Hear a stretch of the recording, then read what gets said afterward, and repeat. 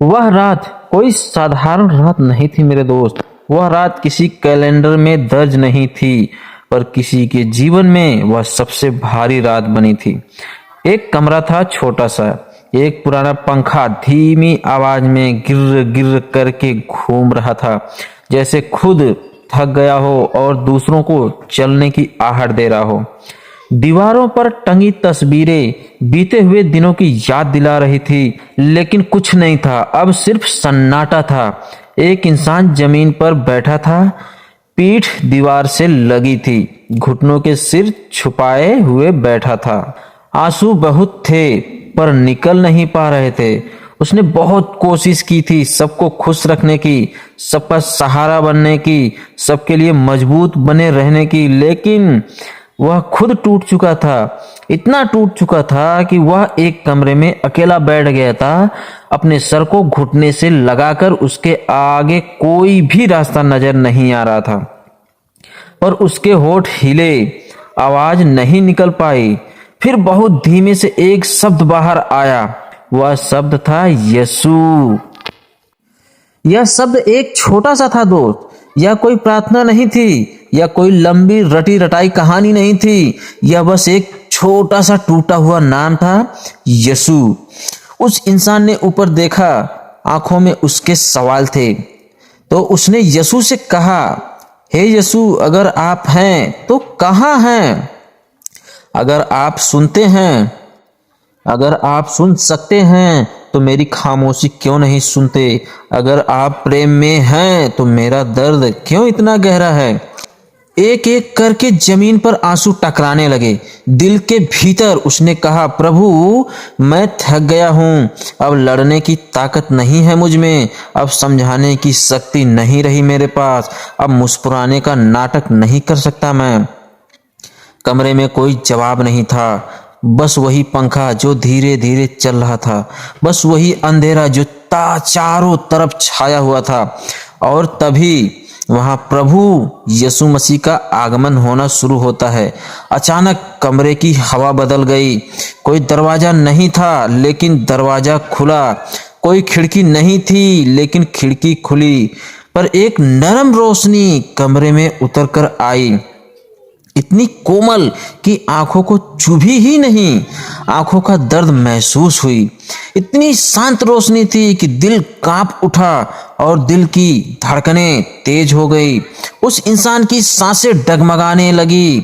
उसने चारों तरफ देखा तो उसे बस वही चीजें दिखाई दे रही थी, एक हल्की सी रोशनी।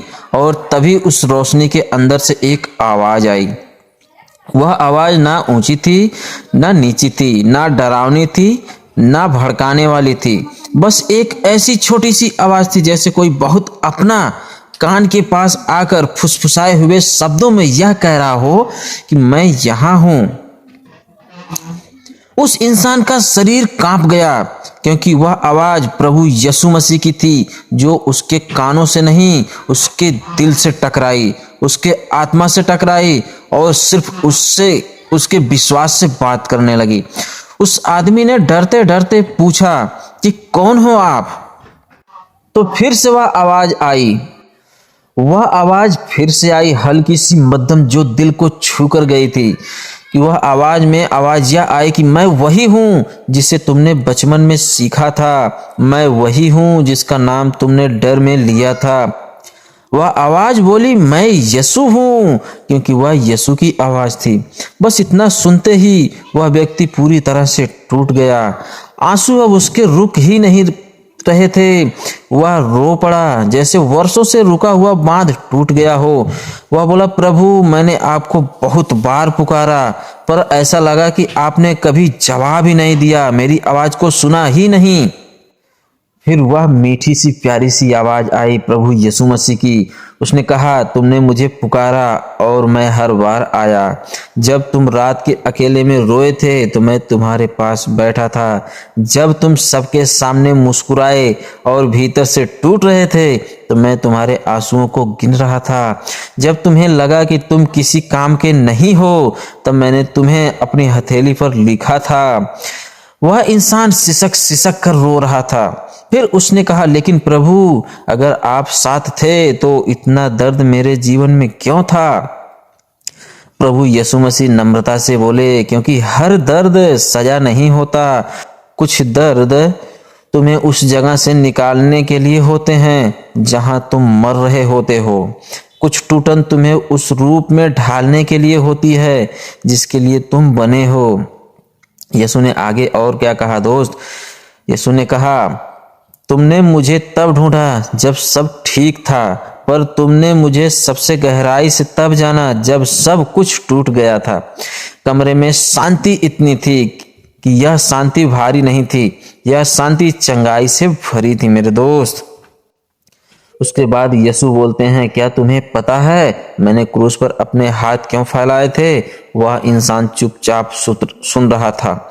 यीशु बोले, ताकि जब तुम गिरे हुए हो तो मैं तुम्हें गले लगा सकूं, ताकि जब तुम खुद से घृणा कर सको तो मैं तुम्हें अपना प्रेम याद दिला सकूं, ताकि जब तुम पूरी दुनिया तुम्हें ठुकरा दे, अब उठो, अतीत को मेरा क्रूस दे दो, डर को मेरे नाम पे छोड़ दो और याद रखो, जो तुमने खोया है वह तुम्हारा अंत नहीं था। मैं अभी तुम्हारी कहानी शुरू कर रहा हूँ। सुनते ही उस कमरे से रोशनी धीरे धीरे धीरे धीरे कम हो गई।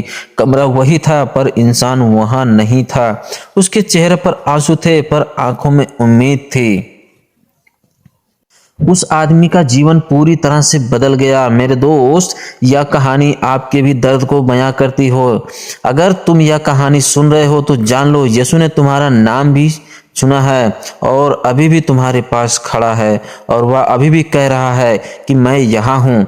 बस जरूरत है आपको यीशु को पहचानने की, जरूरत है आपको यीशु को जानने की।